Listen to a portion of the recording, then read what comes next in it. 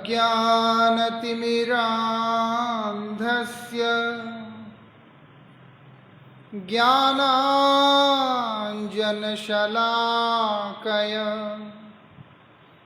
चक्षुरुन्मीलितं येन तस्मै श्री गुरवे नमः। नमः ॐ विष्णुपादाय श्रीगौरप्रियमूर्तये श्रीमते भक्तिवल्लभा तीर्थगोस्वामिने नमः। कृपया क्षमताम् अपराधिजनं कलुषायुतसक्तसुदीननरं सुपथे परिचालय सर्वदिनं प्रणमामि च माधव देवपदम्। पंचतत्वात्मकं कृष्णं भक्तरूपस्वरूपकं भक्तावतारं भक्ताख्यां नमामि भक्तशक्तिकम्। श्रीमान् रासरसारम्भी वंशीवटतटस्थित कर्शनवेणुस्वनैर्गोपी गोपीनाथ श्रियस्तु नः। भक्त्या विहीनयपराधलक्ष्ये क्षिप्तास्य कामादितरङ्गमध्ये कृपामयी त्वां शरणं प्रपन्ना वृन्दे नमस्ते चरणारविन्दम्। भूमो स्वकलितपादानां भूमिरेवयवलम्बनम् त्वयि अजातयपराधानां त्वमैव शरणं प्रभो त्वमैव शरणं प्रभो। पतित पावन परम करुणामय परमाराध्यतम श्रील गुरुदेव नित्य लीला प्रविष्टों विष्णुपाद परमहंस परिव्राजकाचार्य अष्टोत्तर शतश्री श्रीमद् श्रील भक्ति वल्लभ तीर्थ गोस्वामी महाराज जी के श्रीपाद पद्म असंख्य कोटि साष्टांग दंडवत प्रणाम करते हुए उनकी अहेतु की कृपा प्रार्थना कर।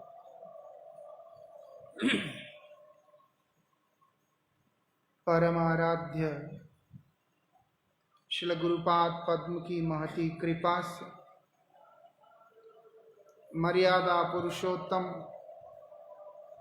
अयोध्या के नरेश भगवान श्री रामचंद्र जी की असीम अनुकंपा से आज के इस चतुर्थ दिवस में भी आप लोगों के साथ साक्षात्कार करते हुए हरिचर्चा करने का सौभाग्य प्राप्त हो रहा है। हम लोग विगत 3 दिन से ये श्रवण करने का प्रयास कर रहे हैं किस प्रकार से श्री चैतन्य महाप्रभु श्री गौरांग देव इस संसार को अपने ही प्रेम प्रदान करने के लिए प्रयास कर रहे हैं, स्वयं उसका आस्वादन कर रहे हैं और जगत को भी उसी रस से अनुग्रहित कर रहे हैं। अभी जिस उद्देश्य को लेके चलना है उसके लिए वो वातावरण का भी आवश्यकता है। इसलिए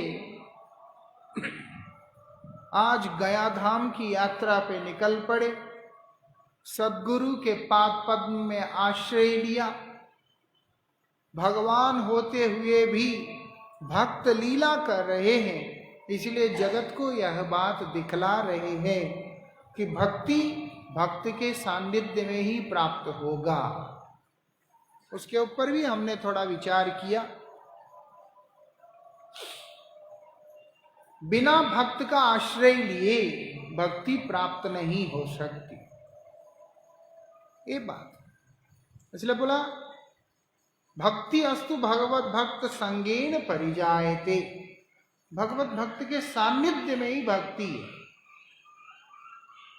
आज इन्होंने जैसे ही मंत्र को प्राप्त किया, जो लोगों के लिए मंत्र है, ग्रहण करने वाले के लिए वो ही जीवन हो जाता है। ईश्वरपुरी पाद उनके गुरुपाद पद्म की असीम कृपा से उन्होंने उस प्रेम को प्राप्त किया। इसीलिए जब शुद्ध भक्त के मुख से भगवान का नाम उच्चारण होता है तो उनके हृदय में बैठा हुआ भगवान का एक स्वरूप नाम बनकर इस जगत के अंदर अवतीर्ण हो जाता है।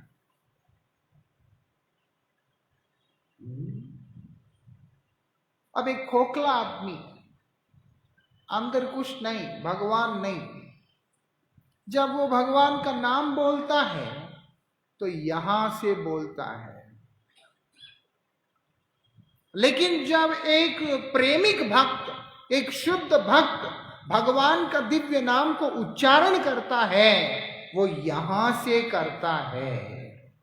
ये अंतर है।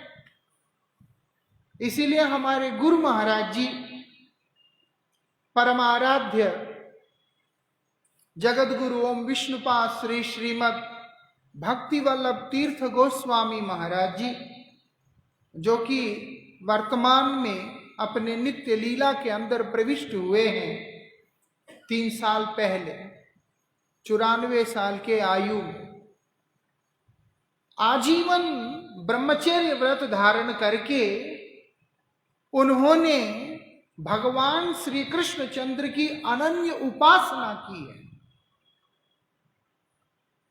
अब जब हरिकथा की बात आता है, गुरु महाराज जी हमेशा बोलते हैं यहां से नहीं, यहां से बोलो, यहां से नहीं, यहां से बोलना पड़ेगा। शुद्ध भक्तों को इस बात का समझ होता है कि व्यक्ति भगवान का नाम कहां से ले रहा है, मुख से या हृदय से।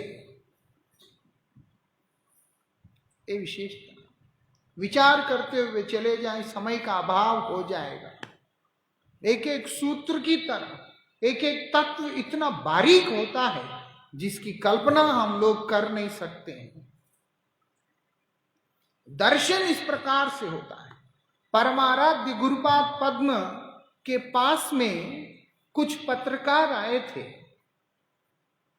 आके उनसे पूछते हैं कि अयोध्या जी में इस प्रकार से हो गया, इसके ऊपर आपका क्या विचार है। साधारणतः जो साधु समाज जो उत्तर देता है, वो लोगों ने वही गुरुजी से भी आशा की, लेकिन गुरु महाराज जी का उत्तर उन लोगों को चौंका दिया। क्या बोलते हैं? गुरुजी बोलते हैं अयोध्या जी के ऊपर तो कोई आक्रमण कर ही नहीं सकता। वो देख रहे कि इतना कुछ हो गया,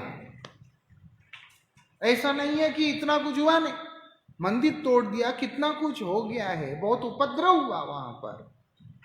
हम अभी भी जब ये राम मंदिर का फैसला होने से पहले जब अयोध्या जी दर्शन करने गया था, बड़ा हृदय विदारक दृश्य था वो। छोटे से टूटे हुए झोंपड़ी के अंदर श्री राम जी विराजमान है। आप सबने दर्शन किया, उसको स्मरण करते हुए भी हृदय कांप जाता है। चारों तरफ इतने सैनिक जो हो, लेकिन गुरु महाराज जी का दर्शन की बात है। ऐसा नहीं कि गुरु जी को नहीं समझ में आता, अच्छे से समझ में आता, लेकिन एक महापुरुष का दर्शन इस संसार का दर्शन नहीं होता है। गुरु जी बोलते अयोध्या जी के ऊपर तो आक्रमण हो ही नहीं सकता। वो बोलते नहीं महाराज जी हुआ है। गुरु जी बोलते हैं हनुमान जी है कि नहीं? हम भी मानते हैं हनुमान जी है। भगवान राम हनुमान जी को लेके नहीं गए थे, बोला भैया तुमको रहना है, जगत का कल्याण करना है, क्योंकि उनका भी इच्छा था। इसलिए हनुमान जी चिरंजीवी हैं। वो हैं भगवान साकेत धाम की यात्रा करते हुए हनुमान जी को कहां लेके गए? गुरु जी बोलते हैं हनुमान जी आज भी विराजमान है। कैसा दर्शन है। और लोग भी मानते हैं, बोलते हिमालय में फोटो मिला रामचरितमानस पढ़ते हुए, कुछ पढ़ते हुए, ऐसे से लोग फोटो भी डालते रहते। वो देखो उधर भी है एक फोटो ऊपर लगा हुआ है, पढ़ रहे हैं, मानते हैं लोग। लेकिन ठीक समय पे कितने मानते हैं? गुरु जी बोलते जब हनुमान जी महाराज विराजमान हैं, उनके रहते हुए अयोध्या जी का कोई भी एक ईंट भी नहीं हिला सकता है।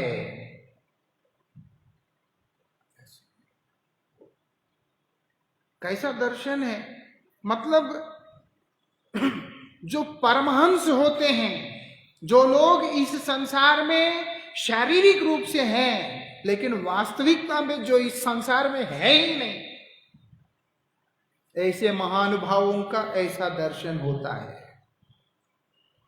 ऐसे जिनको जगत का चीजें अच्छी तरह से समझ में आ रहा है, ये कला है, ये प्रेम है, ये द्वेष है, ये कुछ है, उनको समझ में आता है। लेकिन जो इन चीजों से परे, जिनका संबंध, जिनका संपर्क नित्य निरंतर भगवान के साथ में जुड़ चुका है, ऐसे महानुभावों को ये सब चीजें समझ में आते नहीं। गुरुजी उस श्रेणी के थे। इसलिए गुरुजी हमेशा बोलते थे भगवान के बारे में यहां से बोलना है, ऐसा, क्योंकि यहां से जो शब्द निकलेगा उसमें भगवान का उपस्थिति होता है, उनका अस्तित्व रहता है। इसीलिए भगवान ने स्वयं मां देवहूति को कहा सताम प्रसंगान अवीर्य संवितो मम, मेरा वीर्य संवितो, वीर्यवती संवाद को चर्चा कहां करना है? सताम प्रसंगान, मेरे भक्तों के पास जाके करो। एक संसारी व्यक्ति के हृदय में संसार रहता है, इसलिए वो जब भगवान का नाम बोलता भी है उसके साथ में संसार जुड़ जाता है। तो भगवान कहां है? लेकिन शुद्ध भक्त के हृदय में केवल भगवान रहते हैं, उनके हृदय में दुनिया नहीं रहता। इसलिए जब शुद्ध भक्त के मुख से भगवान का नाम निकलता है तो वो हृदय से निकलता है। उस समय भगवान अनंत रूपधारी, अनंत लीलाधारी, एक एक नाम भक्त के मुख से निकलने पर एक एक रूप धारण करके प्रकट हो जाते हैं। कल्पना कर सकते हैं? भजन करना पड़ता है, समर्पित होके भजन करना पड़ता है। ऐसे नहीं हनुमान जी ने अपने हृदय को चीर कर सियाराम जी का दर्शन कराया था। अरे सिंहासन पे भी बैठे हुए हैं और हनुमान जी महाराज के हृदय में भी विराजमान है। भगवान भक्त के हृदय में रहते। इसीलिए भक्त के पास जाके जब हम आश्रय लेते हैं तो भगवान आश्रय लिया हुआ व्यक्ति के ऊपर कृपा कर देते हैं। इसी को श्री चैतन्य महाप्रभु भी आचरण करके दिखाया। कैसे? गुरुपाद पद्म का शरण लेकर आज उन्होंने उनसे मंत्र लिया, प्रेम हो गया, मूर्छित होके गिर गए, मूर्छित होके गिर गए। अब ऐसी स्थिति में आ गए, ना हिल रहे ना कुछ। जो साथ के विद्यार्थी उन्होंने उठाया, बाद में थोड़ी देर बाद होश में आए, बाह्य ज्ञान में आए, आने के बाद फिर मूर्छित हो जाते। जैसे ही कृष्ण का नाम स्मरण करते हैं, उनका रूप देखते हैं, उनकी कथा सुनते हैं, ऐसे ही मूर्छित हो जाते। ऐसी मूर्छित अवस्था के अंदर ये पहुंचे हैं नवद्वीप धाम के अंदर गया से।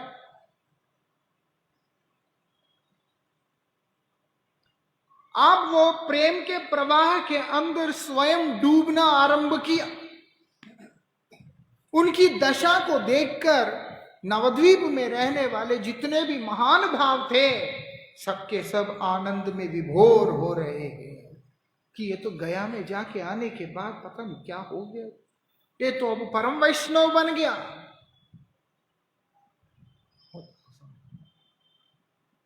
क्यों? इसके पूर्व में उनका स्वभाव बड़ा अलग सा प्रकट किया, नटखट सा, और उसके बाद तार्किक सा, बात बात पे तर्क करते रहना, तर्क करना, उसके बाद सामने वाला व्यक्ति को हरा देना, फिर उसके बाद वो अगर हार मान जाता है तो उसी की बात को फिर स्थापित कर देना। इस तरीके का उनका विचित्र लीलाएं चलता रहा। इनमें एक भक्त हुआ था, उसका नाम था श्रीधर। श्रीधर नाम से एक भक्त हुआ, बहुत गरीब है, बहुत गरीब। वो क्या करते हैं, केले पेड़ के पत्ते, केले के फूल, केले का फल, केले का थोड़, ये सब चीजों को बेचते थे। इन्होंने रोज जाना, उनसे सब्जियां मोल लेना, जो रेट वो बोलते हैं उस रेट का आधा ही देना, और उसके बाद वापस आ जाना। क्यों?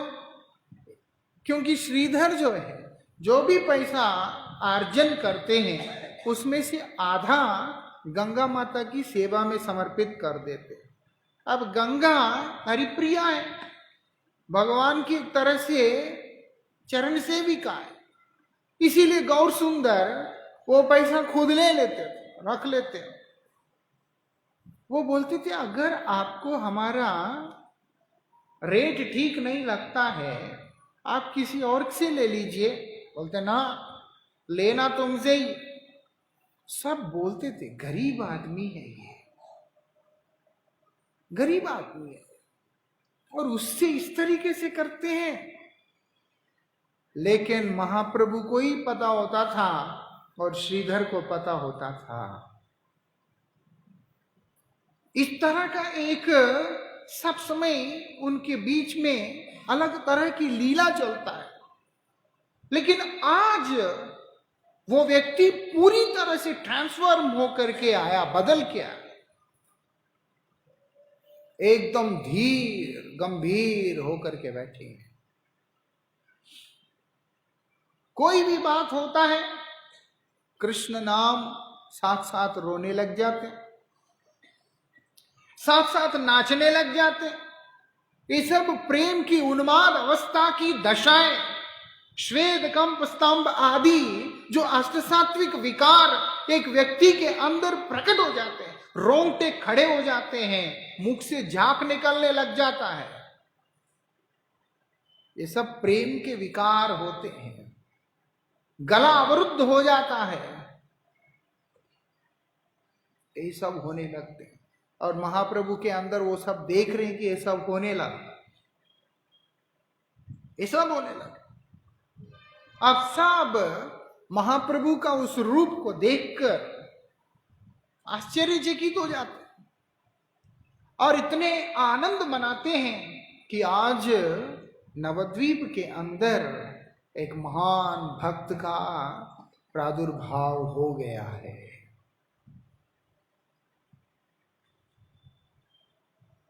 अद्वैताचार्य भी चिंतन करते हैं, अद्वैताचार्य भी चिंतन करते, क्योंकि अद्वैताचार्य ही थे जिन्होंने गंगा जी के जल को लेकर शालिग्राम शिला के ऊपर अभिषेक करते हुए, तुलसी जी के पत्र अर्पण करते हुए भगवान को हुंकारते हुए पुकारा। इसलिए वो जब भगवान के उस रूप को देख रहे हैं, उनके हृदय के अंदर भी यह बात वहां पर आ रहा है।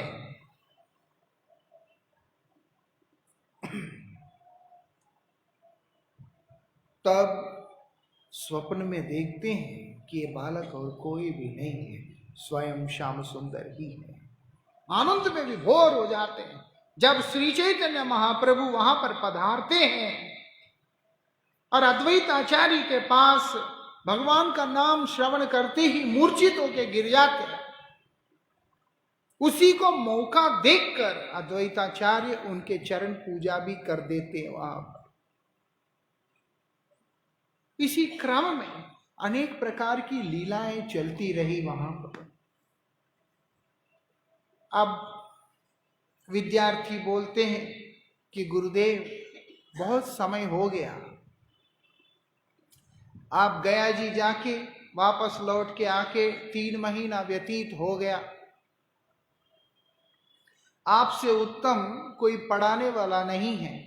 इस कारण से विद्यार्थी पढ़ाई भी नहीं कर रहे हैं। अब आप पढ़ाएंगे तो अच्छा रहेगा। ठीक है। जैसे ही वो व्याकरण पढ़ाने का कोशिश करते हैं, वर्ण व्यंजन आदि के बारे में जहां पर चर्चा आता है, वो हर एक शब्द को कृष्ण के साथ में जोड़ देते हैं। कोई भी शब्द उसको कृष्ण के साथ जोड़ देते। वो लोग बोलते हैं हम भक्ति के बारे में सुनने नहीं आए हैं, आप हमें न्याय सिखाइए, तर्क सिखाइए, व्याकरण सिखाइए, ये सब सिखाइए। बोलते हैं मेरे से होता नहीं, ये सब मेरे से अब होता नहीं। बोलते हैं ऐसा ना कहिए, क्योंकि हम सबका भविष्य जो है आप ही के हाथों में है। बोलते ठीक है। जैसे ही दोबारा उन्होंने उन्हें पढ़ाने का प्रयास किया और जैसे ही भगवान से जुड़ी हुई बात वहां पर आता है, उसी समय क्रंदन करने लग जाते। और अंत में जब कोई उपाय ही नहीं था, उस समय उन्होंने विद्यार्थियों से क्षमा याचना करते हुए अपने अध्यापक वृत्ति से विराम ले लिया। क्यों? क्योंकि आज जगत को पढ़ाने का समय आ गया है। कौन सी विद्या? बोलते प्रेम विद्या, भक्ति की विद्या। क्योंकि प्रेमावतारी है, वो छोड़ेंगे तो यहां पर आगे बढ़े। और स्वयं प्रेम के अमृत में डूबे हुए वो गौरहरि किस प्रकार से प्रापंचिक विद्या की तरफ चल सकते हैं? असंभव। उन्होंने उस विद्या को भी वहां पर तिलांजलि दे दिया और विद्यार्थियों को बोलते हैं, इतना समय हमने आपको विद्या का अभ्यास कराया है, इसीलिए मैं आपसे एक प्रार्थना करना चाहता हूं, वो है कि सदा सर्वदा के लिए भगवान का नाम नित्य निरंतर कीर्तन करते रहना।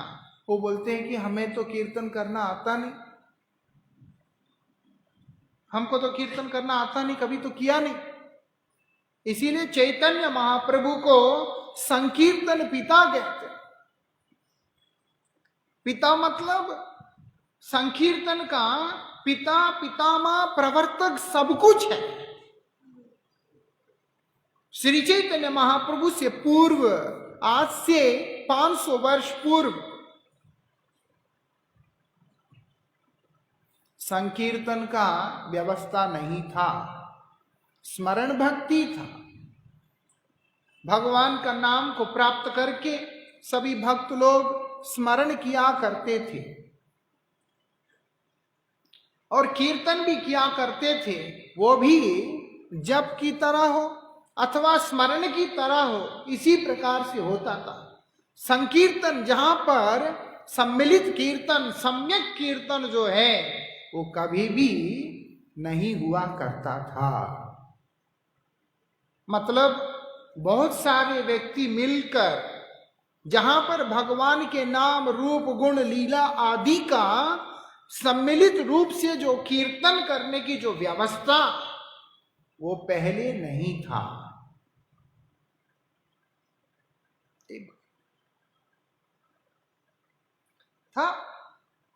एकांत में बैठ के अपना अपना जाप करना, अपना अपना साधन करना, स्मरण करना, श्रवण करना, कीर्तन भी करना है तो करना।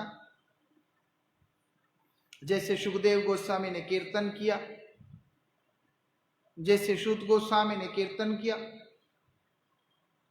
ये सब कीर्तन ही। लेकिन जहां पर असंख्य भक्त एकत्रित होकर भगवान के दिव्य नाम, रूप, गुण, लीला आदि का कीर्तन करना सम्मिलित रूप से, उसको भगवान श्री चैतन्य महाप्रभु ने ही प्रवर्तन किया। इसलिए बोलते अनेक लोकेर वांछा अनेक प्रकार, कृपा ते कोरिले अनेक नामेर प्रचार। इसके पूर्व में इस तरीका से नहीं था। अनेक लोकेर वांछा अनेक प्रकार के जो व्यक्ति है उनकी इच्छा अलग अलग प्रकार से होता है।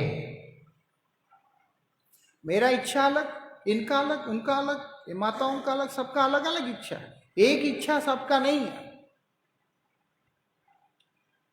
इसीलिए भगवान ने क्या किया, सकल शक्ति देई नामे तो, आपके अपने दिव्य नाम के अंदर उन्होंने आपकी तमाम ऊर्जा का संचार कर दिया। मतलब आपका जो वीर्य है, आपका जो बल, वो आपने अपने नाम के अंदर प्रवेश करा दिया। इसलिए बोला नाम नामकारी बहुधा निज सर्वशक्ति। अनेक प्रकार के व्यक्तियों के अनुसार, उनके रुचि के अनुसार, रस के अनुसार उन्होंने भगवान के नाम के अंदर भी रस का संचार कर दिया, प्रेम का संचार कर दिया, आनंद का संचार कर दिया, उस वीर्य का संचार कर दिया। और इतना ही नहीं, आज गौर रूप में आकर कृपा ते करिल अनेक नामेर प्रचार, भगवान उस दिव्य नाम का प्रचार करने के लिए निकल पड़े हैं, नाम को वितरण करने के लिए निकल पड़े हैं। ऐसा चिंतन कर सकते हैं।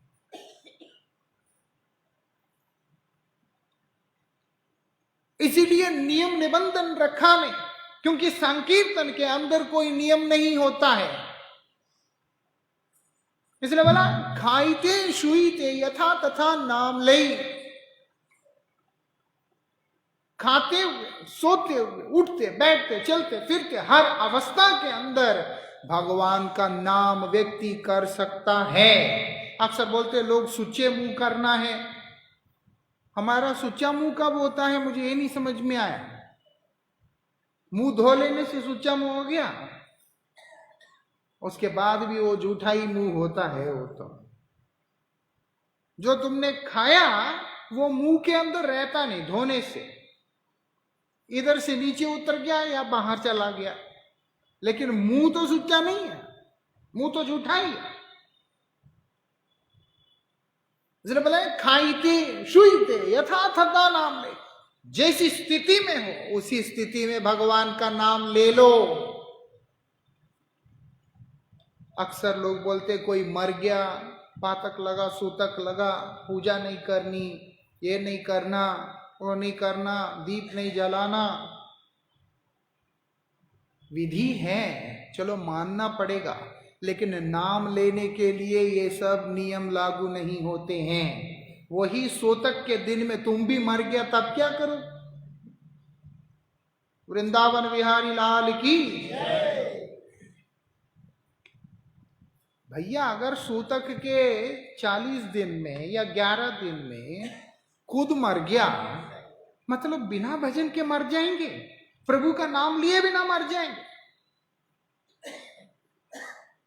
इसलिए बोलते नाम लेने के लिए कोई नियम नहीं, वही संकीर्तन, कोई भी नियम नहीं रखा। उसी संकीर्तन धर्म को प्रवर्तन करने के लिए ही आप चैतन्य महाप्रभु कदम उठा रहे हैं अपना, कि चलो आगे। साधारण व्यक्ति नहीं कर सकता, भगवान को ही करना पड़ेगा। इसीलिए भगवान ही भक्त रूप में अवतीर्ण होकर इस चीज को कर रहे हैं। पहले बोल दिया भक्त रूप में आकर मैं अपने भक्तों की रक्षा करूंगा, ऐसा। और अगर हम थोड़ा सा बुद्धि का भी प्रयोग करके देखते हैं, व्यक्ति अगर घर में किसी का देहांत हो जाता है, स्नान करते हैं, नाश्ता भी करते हैं, दोपहर भोजन भी करते हैं, रात का भी भोजन करते हैं, 3 टाइम भोजन करते हैं, फिर इसके अलावा दिन में 10 बार चाय पीते हैं। जो शोक मनाने आता है उसके लिए भी चाय बनाते हैं। कोई भी चीज बंद नहीं हो रहा है। हरिभजन को बंद करके बैठे रहने से बड़ा दुर्भाग्य और क्या हो सकता है? सोचिए, अरे कुछ भी तो बंद नहीं हो रहा है। शोक मनाने से मरा हुआ व्यक्ति लौट के आता है, या शोक मनाने से हमारा क्या प्यार इजहार होता है?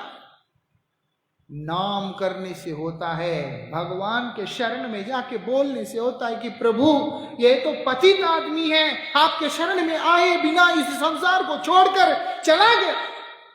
हम प्रार्थना करते हैं कातर भाव से कि इसको अपने शरण में ले लो। बोल करके हरिनाम करने से मंगल होता है भैया। इसीलिए जब आदमी कोई गुजर जाता है तो ज्यादा माला करना पड़ता है, भजन ज्यादा करना पड़ता है, अपने लिए भी और उसके लिए भी। खुद भी भजन छोड़कर मंदिर बंद कर देते हैं। चलो कर दो बंद, क्योंकि वो कुछ नियम है, वैदिक नियम है, उनको अगर मानना भी पड़ता है, उनका अपमान नहीं कर सकते। लेकिन मुख बंद करने की क्या जरूरत है? भगवान का नाम बंद करने की क्या जरूरत है? हरिनाम बंद करने की क्या जरूरत है? इसीलिए चैतन्य महाप्रभु आकर उन चीजों को तोड़ा। बोला खाईते शुईते यथा तथा नाम ले, चिंता नहीं करना। नाम नामकारी बहुधा निज सर्वशक्ति तत्रार्पिता नियमित स्मरणे न काल। इसको ग्रहण करने का कोई नियम नहीं, कुछ नहीं। बिस्तर पे सो के भी भगवान का नाम को लिया जा सकता है, बिस्तर पे लेट के भी ले सकते हैं, बाथरूम में नहाते हुए ले सकते हैं। हर स्थिति में, हर अवस्था के अंदर भगवान का नाम को उच्चारण कर सकते हैं। ना बाथरूम में बिस्तर से उठ के मंदिर में आके पूजा नहीं कर सकते, पहले नहाओ चल, लेकिन नाम ले सकते हैं। भगवान की ये दया है क्योंकि मेरा जो विग्रह स्वरूप है उसके सन्निकट में यह व्यक्ति आने के लिए योग्य नहीं है। इसीलिए मैं कृपा करते हुए नाम रूप में अवतीर्ण होकर स्वयं उसके पास जाऊंगा। कीजिएगा ये विशेषता, मैं खुद जाऊंगा उसके पास। क्यों? पहले दूसरे दिन हमने विचार किया वो प्रेम अवतार है।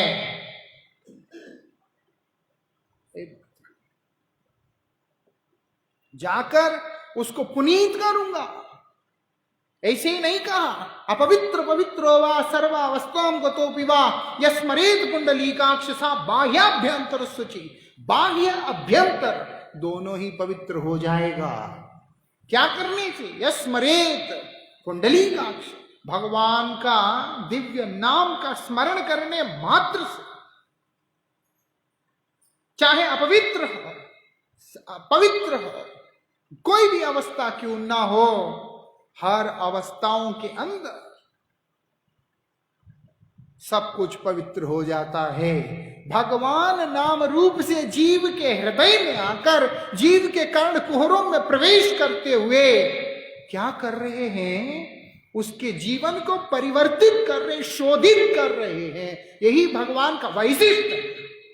और उसी दिव्य नाम को देने के लिए गौरहरि स्वयं आए हैं। इसीलिए अपने शिष्यों को कह रहे हैं कि भैया तुम लोग आज भगवान का नाम करो। वो बोलते हैं हमको तो मालूम नहीं है कैसे करते हैं। बोलते नहीं मालूम, चलो फिर हम कर लेते हैं। हरि हराय नमः कृष्ण यादवाय नमः। हरि हराय नमः कृष्ण यादवाय नमः। यादवाय माधवाय केशवाय नमः।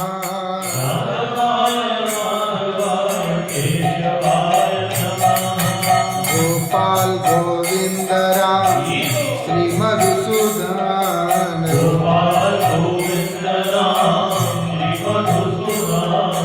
गिरिधारी गोपीनाथ मदन मोहन।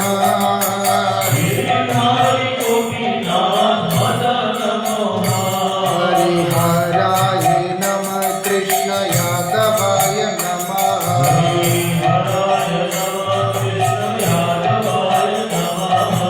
यादवाय माधवाय केशवाय नमः।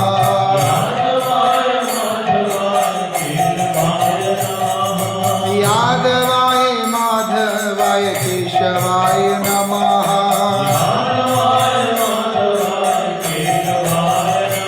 हरिहराय नमः कृष्ण यादवाय नमः।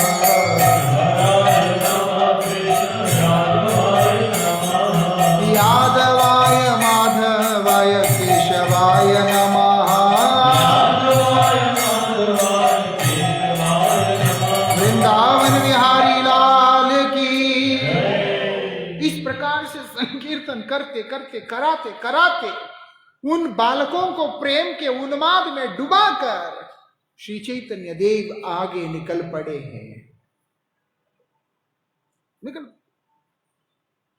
पहुंचते हैं अपने प्रिय बंधु प्रिय भक्त श्रीवास पंडित जी के यहां पर। पहुंचकर क्या कर रहे हैं? वो बोलते हैं कि हमने अब जो है पता नहीं चल रहा है हमको हुआ क्या है। और क्या हुआ? मेरी अवस्था ऐसा हो गया है, मुझे देख के सबको लग रहा है कि मैं पागल हो चुका हूं। प्रेम में जो पागल होगा वही उस पागलपन से दुनिया को डुबा सकता है। जिसके हृदय में प्रेम नहीं, शुष्क है, ड्राई, वो क्या करेगा? प्रेम जिसके अंदर नहीं है, इसीलिए हमारे आचार्य कहते प्रेम बिना व्यर्थ दरिद्र जीवन। तुम्हारे जीवन में कुछ भी हो सकता है, लेकिन अगर प्रेम नहीं है तो तुमसे बड़ा दरिद्र कोई नहीं। जिसके अंदर प्रेम नहीं, उसके हृदय में दया नहीं है। दया नहीं। जो दूसरों के दुख को देखकर द्रवीभूत नहीं होता है, वो व्यक्ति दूसरे का हित चिंतन भी नहीं कर सकता है। ये प्रेम की ऐसी वैशिष्ट है। वो प्रेमी भगवान का, इस संसार को भगवान का, भगवान के लिए के रूप में दर्शन करता है। ऐसा वो इस संसार को प्रभु का है, इस भाव से दर्शन करता है। इसलिए वो क्या करेगा? जीवों के प्रति दया करेगा। महाप्रभु का यह सिद्धांत था, जीवे दया नामे रुचि सर्वधर्म सार। जितने भी नित्य धर्म है, नैमित्तिक धर्म है, जो कुछ भी धर्म की तरह दिखलाई पड़ रहा है, उन तमाम धर्मों का सार यही है कि जीवे दया। ऐसी दया जहां पर कर्म रहित दया, ज्ञान रहित दया, तप रहित दया, योग रहित दया, क्या है फिर? वो बोलते हैं प्रेम। जीवे दया किस प्रकार की दया? प्रेम भक्ति।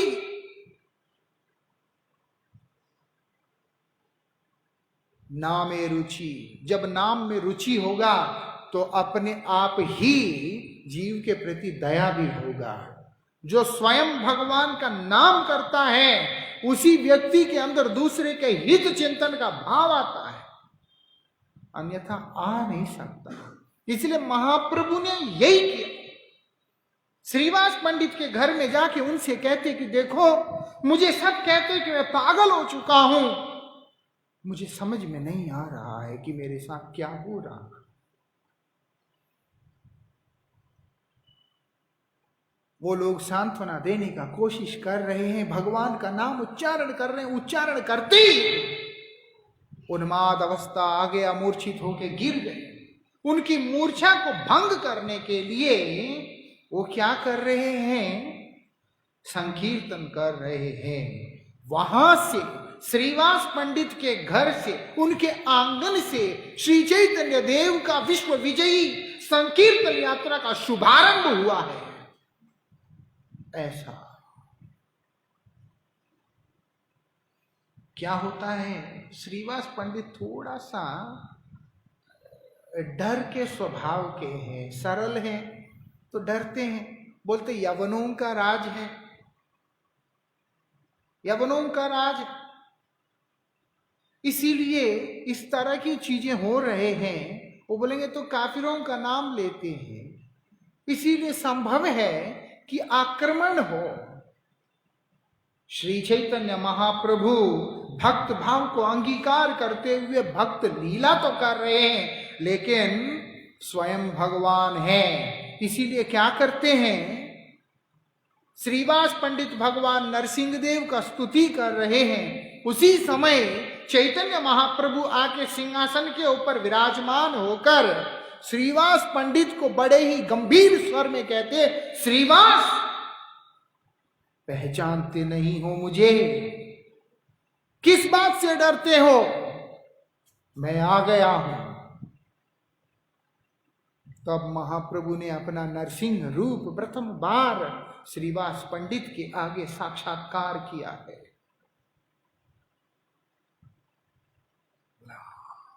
आप तो मेरे प्रभु हैं। हाँ, अद्वैताचार्य ने मुझको बुलाया था, उन्होंने मुझको बुलाया, इसीलिए मैं आया।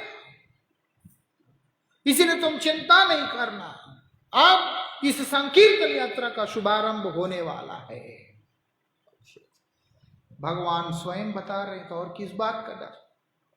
होता क्या है, अभी बहुत सारी ऐसी लीलाएं हैं। ये सूची इतना बड़ा है, हमारे मठों के अंदर श्री चैतन्य देव की लीला इतना बृहद रूप से चलता है, जिसका पाठ करते जाओ वर्षों में भी शेष नहीं होता।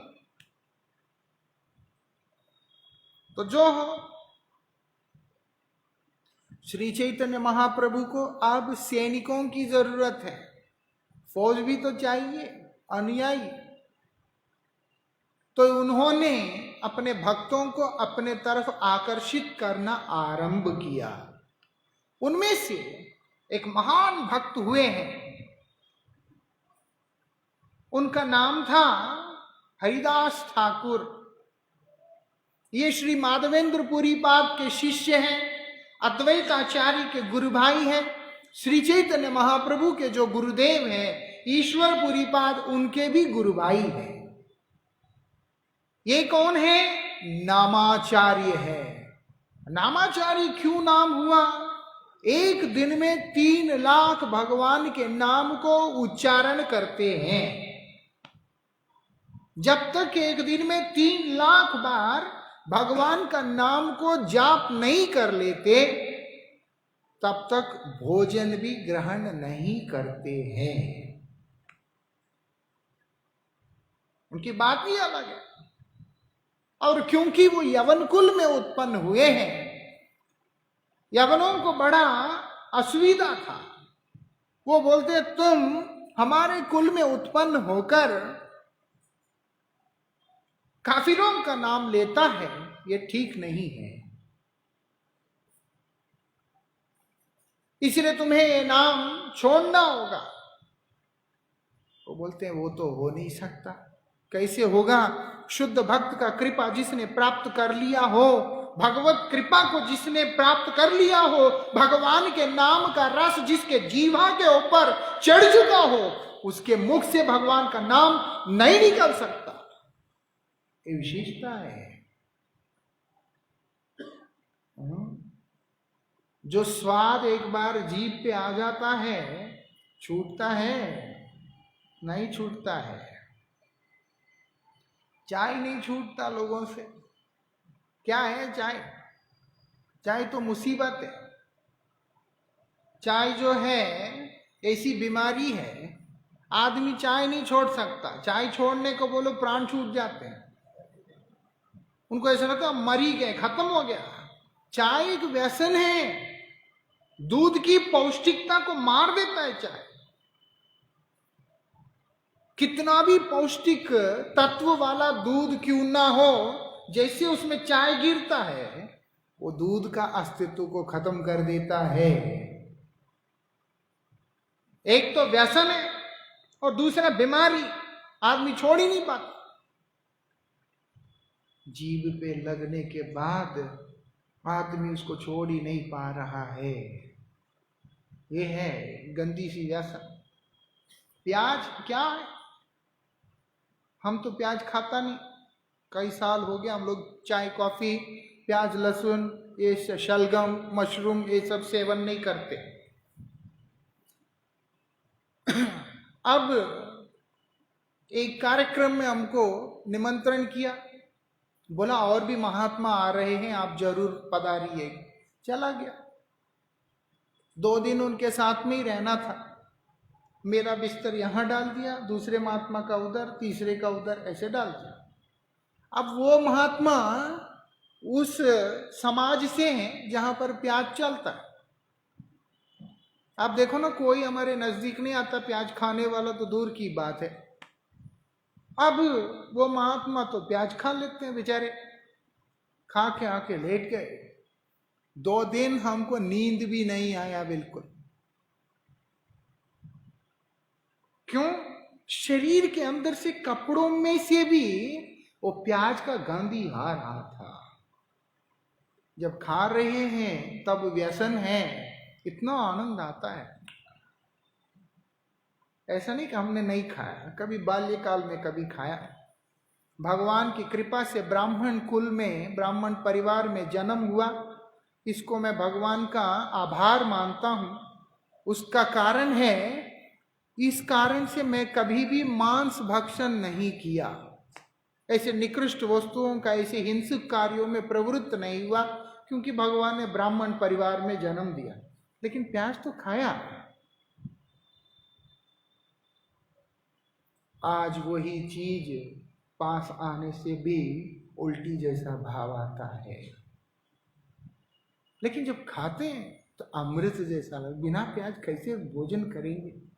क्यों नहीं करें? 25 साल हो गया हमें बिना प्याज के खाते।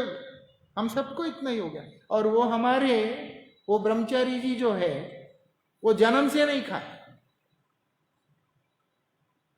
ऐसा। बात ये है, कहने का मतलब है, मैं ये कहना चाहता हूं, जब व्यक्ति के जीवा के ऊपर एक निकृष्ट रस चढ़ जाता है, वही उतरने में इतना कष्ट है। जो सर्वोत्कृष्ट रस, जो भगवान का नाम, वो जिस जीवा के ऊपर चढ़ गया, वो उतरेगा कैसे? कभी नहीं उतरता भैया, यही तो विशेषता है। कुछ भी कर लो वो नहीं उतरेगा। इसीलिए बोलते हैं हरि रस मदिर मदाति मत्त। एक शुद्ध भक्त जो होता है, भगवान का प्रेमी जो होता है, भगवान के नाम के रस में डूब जाता है, वो उसके जीवन से कभी बाहर नहीं निकलता। चाहे उसके बाद तुम मेरे प्राण ले लो, प्राण ले लो। वो लोग बोलते हैं तुम तो हमारे जाति का होकर, हमारे समाज का होकर, तुम दूसरे का नाम, जो विरोधियों का नाम, काफिरों का नाम लेता है, तुम्हें शासन किया जाएगा। बोलते जो मर्जी करो। बुजुर्ग आदमी हैं, वो लोगों ने सोचा क्या शासन करेंगे, चरित्र भ्रष्ट कर देते हैं, चरित्र भ्रष्ट कर देते हैं, फिर लोग कोई इसके पास आएगा नहीं, शर्म के मारे ये अपने आप ही सब खत्म कर देगा। बोला ठीक है। ये बैठे हुए एक स्थान पर, एक स्थान पे बैठे हुए एकांत में भगवान का नाम को कर रहे हैं। उसी समय उनके पास में एक स्त्री को सुसर्जित करके भेजा जाता है, एक महिला को। समाज उस तरह की माताओं को वेश्या बोल के संबोधन करते हैं। वो शब्द मैं इस्तेमाल नहीं करना चाहता, आप समझ जाना। वो माता को वहां पर भेजा गया है, किस भाव से आई है? उनका चरित्र को नष्ट करने के भाव से आई है। भाव गलत है। किस प्रलोभन से आई है? कि मुझे पैसा मिलेगा, अर्थ मिलेगा इस काम को करने पर। उद्देश्य गलत, सब कुछ गलत। सज के आई है वहां पर। आज हरिदास ठाकुर जी महाराज ने जैसे ही उस माता को देखा, महापुरुष हैं, सब समझते हैं कि कौन किस उद्देश्य से आया। हमें बोलने की जरूरत नहीं पड़ता, संत को सब पता चल जाता है। जैसे हम ढोंग दिखाते हैं कि मैं तो बिल्कुल भक्ति से आया, वो भी बोलते चल दिखा लो तुम भी। उनको कौन ठगेगा? भगवान जिसके होते हैं उनको कौन ठग सकता? उन्होंने भी देख लिया, बोला अच्छा कोई बात नहीं। आज उनको वहां से जाना था, लेकिन ये माता आई है, इसीलिए वो हिले नहीं वहां पे, वो वहीं पर बैठे हुए हैं। वो माता उन्हें प्रणाम करती है और अपने मन की बात उनके आगे रखती है। हरिदास ठाकुर क्या उनसे कहते हैं? आप मेरे जप संख्या पूर्ण होने का प्रतीक्षा करें, आपका इच्छा को मैं पूर्ण करूंगा। बोले ठीक है। इसीलिए वो वहां पर बैठ गए हैं और तुलसी जी के आगे बैठकर हरिदास ठाकुर जी महाराज आज भगवान का नाम उच्चारण कर रहे हैं। हरे कृष्णा कृष्णा कृष्णा हरे हरे, हरे राम राम राम हरे हरे। कर कर कर कर रहे। ब्रह्म मुहूर्त भी निकल गया, सूर्योदय भी होने लग गया, सारी रात। अब हरिदास ठाकुर उस माता से कहते हैं आप क्षमा करें, मेरा नाम संख्या पूर्ण नहीं हुआ। बोले कोई बात नहीं, मैं कल आती। अगले दिन भी पूरा रात जाप करते रहे और हरिदास ठाकुर के मुख से नाम सुनते सुनते वो माता भी नाम करने लगी है। विशेषता तब हुआ, दूसरे दिन भी बीत गया। हरिदास ठाकुर बोलते हैं क्षमा करना, कल आपका इच्छा मैं पूर्ण कर दूंगा। तीसरे दिन भी आके वो माता वहां पर बैठकर हरिनाम कर रही है। क्या होता है, जैसे जैसे रात्रि बीत रहा है, रात्रि का अंत हो रहा है, ब्रह्म मुहूर्त आ रहा है, सूर्योदय का समय हो रहा है, वो माता रोती रोती रोती उस महान विभूति के चरणों में गिरकर क्रंदन करने लगती है। रो रही है भैया, रो रही है, उनके चरणों में गिर के लिपट के रो रही है कि गुरुदेव क्षमा करें। कितना उद्देश्य गलत था जी। आई किस लिए? 3 दिन एक ही उद्देश्य से आई है, लेकिन नाम की महिमा को देखिए और नाम के ऊपर विश्वास करने वाला उस भक्त को देखिए जो नाम के ऊपर निर्भर होकर विचलित हुए बिना बैठा हुआ है। और वही नाम सुनते सुनते सुनते वीर्यवती नाम होने के कारण वो नाम जैसे ही उस माता के कान में प्रवेश किया, उनका जीवन शोधित हो गया भैया। और क्या हो सकता है सोचो आप। सुधर गया जीवन। असद चरित्र वाले व्यक्ति के जीवन के अंदर सद चरित्र को लाने का काम भगवान का नाम ने बिना किसी प्रयास के सहजता से कर, यही विशेषता। वो रो रही है, चरणों में गिर के रो रही है, बोलती मुझे क्षमा कर दीजिए। बोलते हैं पुत्री, मैं जानता था तुम्हारे मन का भाव को, इसीलिए तुम पर कृपा करने के लिए मैं यहां पर रुका हुआ था। बोलते मेरा प्रायश्चित, बोलते हैं इसी कुटीर में रहकर तुम भगवान का नाम को करती रहो अब बस। वो माता मस्तक मुंडन करके, जैसे हम लोगों ने किया, ऐसे माथा मुंडन करके उस कुटीर में जाकर के बैठी हुई तुलसी जी के सामने कुछ भी नहीं सोच रही है कि मेरा खाना कौन देगा, मेरा पेट कौन पालेगा, मेरा पेट कौन पालेगा, मुझे कौन देखेगा, कोई चिंता नहीं है। क्या कर रही है? वहीं पे बैठ के भगवान का नाम को उच्चारण कर रही है। होता क्या है, हरिदास ठाकुर तो वहां से चले भी गए आगे, लेकिन पूरा शहर के अंदर यह बात फैल गया कि एक असद चरित्र वाला व्यक्ति, एक नारी महापुरुष के मुख से भगवान का नाम को श्रवण करने मात्र से महान वैष्णव बन गई, भक्त बन गई। सब जाके उस माता के चरणों का धूल को उठाकर, जो आज घृणित दृष्टि से देखते थे, वो सब उनके चरणों का धूल को उठा के अपने मस्तक पे धारण कर रहे हैं। नाम की ऐसी महिमा है, कल्पना कर सकते हैं। ऐसा हरिदास ठाकुर आगे चले गए। अब वो काफिरों का जो राजा है, यवनों का जो राजा है, उसको ये तो धक्का सा लगा। बोलते ये तो गड़बड़ हो गया है, अब क्या करना है। उन्होंने विचार किया अब तो दंड देना पड़ेगा, छोड़ नहीं सकते। बुलाया, इधर आओ। हाँ जी, अगर तुमने भगवान जो तुम्हारा काफिरों का नाम उच्चारण करना बंद नहीं किया तो तुम्हें दंड देना पड़ेगा, और दंड भी ऐसे देना पड़ेगा जिससे कि आगे चलकर भविष्य में कोई भी व्यक्ति उस नाम को उच्चारण करने का हिम्मत भी ना करे। है ना, एक आदर्श सेट करना पड़ता है, एक आइडियल सेट करना पड़ता है। इसको देखने से अगर मैं ऐसा करूंगा, मेरे साथ ऐसा खतरा है, तो क्या है दंड? बोलते 22 बाजार है नवद्वीप,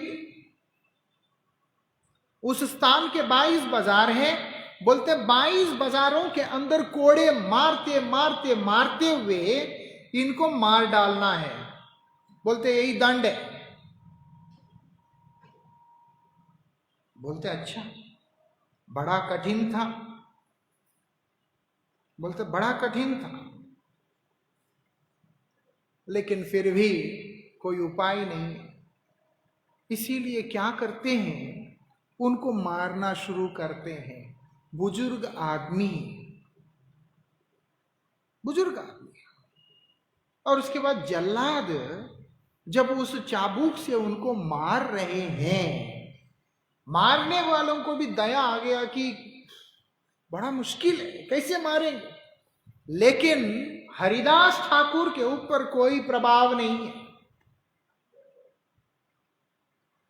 शरीर के चमड़ी छील गया, बिल्कुल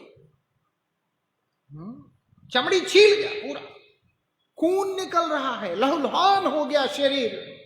वो देख रहे हैं कि शायद चेहरे पे किसी भी प्रकार का दुख या दर्द दिखलाई देगा। क्या कर रहे हो?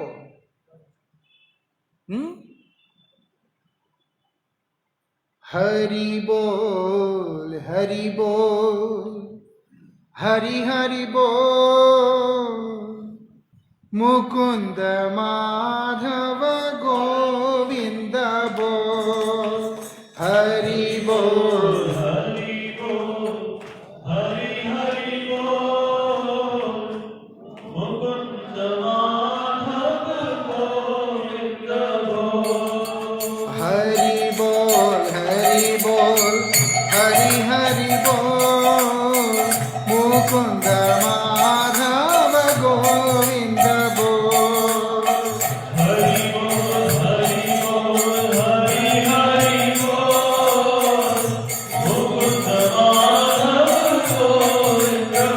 वृंदावन बिहारी लाल की।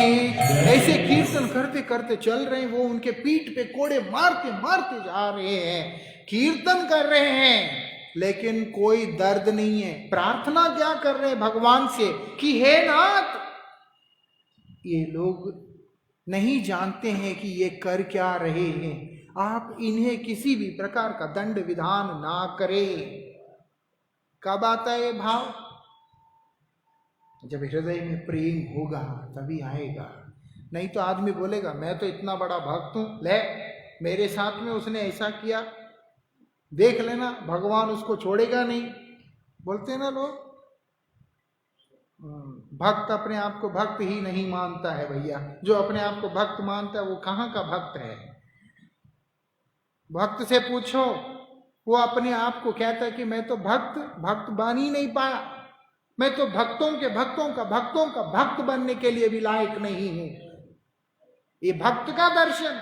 हनुमान जी महाराज से पूछो क्या आप राम भक्त हैं? बोलेंगे नहीं। क्या नहीं है? जब अपना परिचय देने का बात आया तो बड़े ही गरजते हुए बोल रहे हैं, दासोहम रघुनंदनस्य, मैं रघुनाथ जी का दास हूं। लेकिन वैसे आप उनसे पूछो कि आप क्या रघुनाथ जी के दास हैं? बोले ना। अरे क्यों नहीं? जहां पर अपने आप को दास बोल के बतला रहे, वहां पे भी स्वामी का गौरव के लिए बोल रहे हैं, प्रभु का मर्यादा, प्रभु का गौरव, उनका सम्मान के लिए बोल रहे हैं। जब यहां पर बोल रहे मैं भक्त नहीं बन पाया, तो अपनी अवस्था को देखते हुए बोल रहे हैं, क्योंकि मैं सेवा ही नहीं कर पाया मेरे प्रभु का, तो मैं किस प्रकार का भक्त कहलाने के लिए योग्य? एक भक्त अपने आप को भक्त देखता ही, वो अपने आप को देखता है कि मैं एक पतित जीव हूं। हरिदास ठाकुर जी महाराज स्वयं को भक्त देख ही नहीं रहे, वो तो देख रहे मैं तो एक यवन कुल में उत्पन्न हुआ एक यवन व्यक्ति हूं। ये तो भगवान की महती कृपा है कि उन्होंने अपना नाम से मुझे अनुग्रहित किया। ये तो मेरे गुरुदेव की महान कृपा है, जिन्होंने मेरी यवन अवस्था को ध्यान नहीं रखते हुए मुझे भगवान के दिव्य नाम से दीक्षित किया। मेरा गुण कहाँ है इसमें? इसीलिए प्रभु, ये लोग अगर मुझे मार भी रहे हैं, आप इनका अपराध ना लेना, आप इन्हें क्षमा कर देना। ये लोग अबोध है, इन्हें नहीं पता है कि ये कर क्या रहे। यकीन कीजिएगा, इस बाजार के अंदर मारने के बाद एक या अथवा दो बाजारों में जब एक व्यक्ति को मारा जाता है, जिस हिसाब से शरीर के चमड़ी उधेड़ा जाता है, लहूलुहान हुआ जाता है, प्राण उसी में उड़ जाते। 22 बाजारों में भी मारते मारते मारते मारने वाले थक जा रहे हैं। हरिदास ठाकुर जी महाराज चले ही जा रहे हैं, रुक भी नहीं रहे हैं, और पूरी दुनिया देख देख के रो रही है, भयभीत हो रही है कि ये क्या हो क्या रहा है। नाम की ऐसी महिमा है भैया, आत्मबल दे देता है नाम। जीवन के अंदर बहुत उतार चढ़ाव आते हैं और उसके गिरने वाली स्थिति के अंदर भी एक बैलेंस बना देता है, जीवन के अंदर गिरने नहीं देता है, वही नाम है। वो कभी भी व्यक्ति को स्खलित नहीं होने देगा और ना ही किसी के प्रति वैर भाव अपने अंदर लाने देगा, क्योंकि नाम मतलब ही प्रेम। नाम में डूबा हुआ व्यक्ति मतलब प्रेम में सराबोर व्यक्ति है। हरिदास ठाकुर भगवान से कह रहे कि क्षमा कर देना नाथ, क्षमा कर देना। अब भगवान क्या कर रहे हैं? मजबूरी में, क्योंकि हरिदास ठाकुर की इच्छा नहीं है इन्हें शासन करने की, इसीलिए छोड़ दिया। लेकिन हरिदास ठाकुर को भी मार खाते हुए देखने की इच्छा नहीं है। इसीलिए भगवान क्या करते हैं, हरिदास ठाकुर के पीठ के साथ में अपने आप को चिपका लेते हैं। मतलब समझते हैं? वो मार जो है भगवान खा रहे हैं भक्त के लिए। भक्त के लिए भगवान उस मार को खा रहे हैं। अब आखिर में जल्लाद उनके चरणों में गिर के कहते हैं कि प्रभु, आप अगर शरीर को त्याग नहीं करेंगे तो राजा हमारा प्राण ले लेगा। आप तो जिंदा पीर लगते हैं हमें देखकर। हमारा प्राणों का रक्षा आपके सेवा में। हरिदास ठाकुर बोलते इतनी सी बात। शरीर उसी समय छोड़ देते हैं। राजा के पास उस शरीर को लेकर के गए। राजा कहता है ना तो इसको कब्र देना, क्योंकि कब्र देने से भी इसका सदगति होगा, वो लोग इसलिए कब्र देते हैं, और ना ही इसका अग्नि संस्कार करना। ना हिंदू रिवाज ना हमारे रिवाज किसी भी के अनुसार इसका संस्कार नहीं करना। सीधा उठा के गंगा जल में फेंक दो, नदी में फेंक दो, कीड़े कूड़े खा लेंगे, बस। वो लोग उठा के नदी में फेंक दिया। माँ गंगा की शीतल जलों का स्पर्श से, माता का प्रेममय स्पर्श से उनका शरीर स्वाभाविक रूप से नदी के अंदर ही हील हो गया, ठीक हो गया। और जैसे जैसे शरीर बहता हुआ किनारे में पहुंचा, वहां पर उठ के बैठकर एक ही काम कर रहे हैं। क्या है? हरे कृष्ण कृष्ण कृष्ण हरे हरे, हरे राम राम राम हरे हरे। ऐसे हैं हरिदास ठाकुर। और आज जब वहां पर नदी के किनारे में आके पहुंचे, वो जैसे ही उठ के देखा ये तो मेरे गुरु भाई का स्थान है शांतिपुर, वहां पे पहुंच गए हैं। अब दोनों गुरु भाई मिलकर जब चर्चा करने लगते हैं तो उस चर्चा के अंदर गौर सुंदर का बात आता है, श्री चैतन्य महाप्रभु का बात आता है। तब वो श्री चैतन्य महाप्रभु के साथ वहां पर भेंट करते हैं। भगवान का एक विशेषता है, स्वपार्षद स्वीया धाम सहाय अवतारी। भगवान जब अवतीर्ण होते हैं, भगवान के अपने परिकर, अपने धाम, अपना परिवेश, सर्वस्व एक साथ वहां पर अवतीर्ण होता है। उसके अनुकूल जो परिवेश है वो भगवान बनाकर उसके मध्य में आकर अपने लीलाओं का विस्तार करते हैं। जगत के ऊपर कृपा करना है तो ऐसे तो होगा नहीं। ऐसे नामनिष्ठ, ऐसे भगवान के प्रति शरणागत भगवत भक्त जो परिकर है, उनको साथ में लेकर के लीला करते हैं। और एक भक्त वे हैं श्रीवास पंडित, जिनके बारे में हमने सुना, वो संकीर्तन प्रिय है, इसीलिए उनके गृह में ही उन्होंने संकीर्तन यात्रा आरंभ किया। और एक भक्त हुए गदाधर पंडित, कोई साधारण व्यक्ति नहीं थे। गदाधर पंडित भी बड़े महान भक्त हुए हैं। अद्वैत आचार्य तो भक्त है ही है, और साथ ही नित्यानंद प्रभु भी है। बलभद्र ही स्वयं नित्यानंद रूप में इस संसार के अंदर अवतीर्ण होकर चैतन्य महाप्रभु के साथ में भेंट करते हैं। श्री चैतन्य महाप्रभु के साथ में मिलन होता है उनका। अब नित्यानंद, अद्वैत, गदाधर, श्रीवास आदि पंचतत्वों को लेकर श्री चैतन्य महाप्रभु ने इस विश्व के अंदर संकीर्तन धर्म का प्रचार प्रसार किया था। और इनके साथ में कौन है? हरिदास। ऐसा नित्यानंद प्रभु और हरिदास ठाकुर, उन दोनों को चैतन्य महाप्रभु आदेश कर रहे हैं, गौर पार्षदों को आदेश कर रहे हैं। क्या बोलते हैं? श्री चैतन्य महाप्रभु प्रतिनित्य संकीर्तन करते हैं। आज वो अपने भक्तों को आदेश करते हुए कह रहे हैं, प्रति घरे घरे गिया मांगो यही भिक्षा। तुम घर घर में जाकर के भिक्षा याचना करना। बोले प्रभु क्या भीख मांगना है? क्या मांगना? भिक्षा क्या मांगना? बोलते हैं, बोलो कृष्ण, भजो कृष्ण, करो कृष्ण शिक्षा। कृष्ण का नाम बोलो, कृष्ण का भजन करो। जो उपदेश भगवान श्री कृष्ण ने तुम्हें दिया उस उपदेश का आचरण करो। ऐसा भिक्षा कौन मांगता है जी? लेकिन भगवान मांग रहे हैं ऐसा। इसीलिए मीराबाई ने बड़ी सुंदर कीर्तन लिखा। बोलते अब तो हरिनाम लौलागी।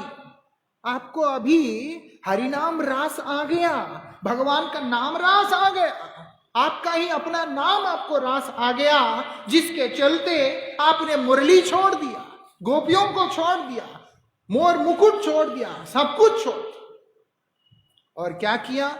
गौर रूप में अवतीर्ण हो गए हैं। ऐसा श्याम सुंदर लंबे लंबे घुंघराले बालों के साथ में बड़े सुंदर वैजयंती माला को धारण करके पीतांबर है, और उसके बाद वंशी धारण करते हैं। मोर पंख वाला, मोर पुंछ वाला, वनफूलों से बना हुआ बड़ा सुंदर मोर मुकुट को धारण करते हैं। बोलते कि आपको नाम में इतना रास आ गया नाथ कि आपने सब कुछ छोड़ दिया, सब कुछ छोड़ दिया। किसके लिए? नाम के लिए। और क्या किया आपने? बोलते हैं भगवान के नाम का ही भिक्षुक बनकर भ्रमण करने के लिए निकल गए हैं। और अपने परिकरों को, अपने पार्षदों को भी इसी बात की शिक्षा दे रहे हैं कि तुम लोग भी घर घर में जाना और यही भिक्षा मांगना भैया कि कृष्ण बोलो, संगे चलो, कृष्ण का नाम बोलो और हमारे साथ में चलो। कहां जाना है? यद गत्वा न निवर्तन्ते। जहां जाने के बाद निवृत्ति बोल करके होता नहीं है। जहां पर अभाव है वहां पर निवृत्ति होता है। जहां अभाव नहीं है वहां निवृत्ति कहां है? इसीलिए एक व्यक्ति के सामर्थ्य के अनुसार जितना उसकी योग्यता है, जितना उसका सामर्थ्य है, उस सामर्थ्य के अनुसार वो उतना उसमें से लेने के बाद भी उसका अंत नहीं होता है। और लेने वाला व्यक्ति भी उसका सामर्थ्य के ऊपर निर्भर करता है। अगर तुम में सामर्थ्य है तुम और जाके ले सकते हो। निवृत्ति बोल करके कुछ है नहीं। और विशेषता यह है कि उसमें डूबा हुआ व्यक्ति को सामर्थ्य भगवान की कृपा से आ जाता है। इसीलिए वो जितना उसका आस्वादन करता है, जितना उसको अनुभव करता है, उस रस का पान करने लगता है, उतना ही और अंदर प्रवेश करता हुआ चला जाता है। अभावग्रस्त स्थिति में निवृत्ति है, यहां पर निवृत्ति है ही नहीं। इस नाम का प्रेम में, इस नाम का रस के अंदर निवृत्ति नहीं है। इसलिए बोलते हैं कृष्ण बोलो, भगवान का नाम बोलो भैया, और कुछ करने की तुम्हें आवश्यकता नहीं है। संगे चलो, हमारे साथ में चलो। डिमांड कर रहे हैं, बोलते ना, यही मात्र भिक्षा चाहे, हम तुम्हारे आगे झोली फैला करके भीख मांग रहे हैं कि तुम भगवान का नाम उच्चारण करो और भगवान के धाम में चलो। महान से महान मूर्ख भी, महान से महान पतित भी ऐसी अवस्था में, ऐसी करुण स्थिति में अगर देखता है तो उसका हृदय भी द्रवीभूत हो जाता है और वो भी भगवान के शरण में गए बिना रह नहीं पाता। ऐसे परम उदार लीला को प्रकट किया है श्री चैतन्य महाप्रभु ने। आज उन्होंने अपने परिकरों से कहा कि देखो तुम लोग जो है घर घर में जाना, भिक्षा मांगना। क्या भिक्षा मांगना है? बोलते हरिनाम का भिक्षा। बोलना एक एक को कि भैया हरिनाम करो, हरिनाम करो, हरिनाम करो, और कुछ करने की जरूरत नहीं है क्योंकि तुमसे होगा भी नहीं। इसलिए नाम ही करो, नाम प्रभु के कृपा से तुम्हारा मंगल हो जाएगा। किसी को भी छोड़ना नहीं, हर एक के यहां पर जाना। बोलते आपकी आज्ञा सर आंखों पे है। अब वो लोग भिक्षा मांगने चलते हैं। फिर क्या हुआ उसके बारे में हम लोग कल श्रवण करेंगे। आप एक बात इसमें विशेष रूप से ग्रहण करने वाला है, जहां पर चरित्र में मलिनता आता है वहां पर सभ्यता में विकृति भी आता है, संस्कार विकृति आ जाता है। जहां पर सभ्यता में विकृति आ गया तो उस सभ्यता का पतन होने में कोई विलंब नहीं लगता, और जहां पर समाज पतित हुआ वहां पर शांति कहां से रह सकता है। एक व्यवस्थित सभ्य समाज के लिए सदचरित्र का होना जरूरी है। आप देखेंगे सौभरी ऋषि कितना तपस्या किया, लेकिन फिर भी वो अपने इंद्रियों के ऊपर संयम नहीं कर पाए, क्योंकि तपस्या करने के कारण। विश्वामित्र भयंकर तपस्या किया, 60,000 साल तपस्या किया, तब भी अपने आप के ऊपर संयम नहीं रख पाए हैं। लेकिन जिसने नाम का आश्रय लिया वो व्यक्ति लेश मात्र भी किसी भी परिस्थिति के अंदर विचलित हुए बिना एक आदर्श स्थापित करते हुए संसार का कल्याण किया है, जैसे हरिदास ठाकुर जी महाराज। यही शिक्षा हम लोगों को लेना होगा। वृंदावन बिहारी लाल की। समय साथ देता नहीं, कल जितना होगा हम चर्चा करेंगे। हरि कथा अनंत, हरि अनंत, ये बात है ना। नाना भांति राम अवतारा, भगवान अनेक प्रकार से अवतीर्ण होते हैं समय समय पर जगत के ऊपर कृपा करने के लिए। आज प्रेम को ही अस्त्र बना कर लेके आए हैं और जगत के ऊपर कृपा कर रहे हैं। वही प्रेमावतारी गौर सुंदर की लीला हम सबके ऊपर कृपा करें, यही प्रार्थना अपने हृदय में लेते हुए महामंत्र के साथ में विश्राम। हरे कृष्णा कृष्णा कृष्णा हरे हरे, हरे राम राम राम हरे हरे, हरे कृष्णा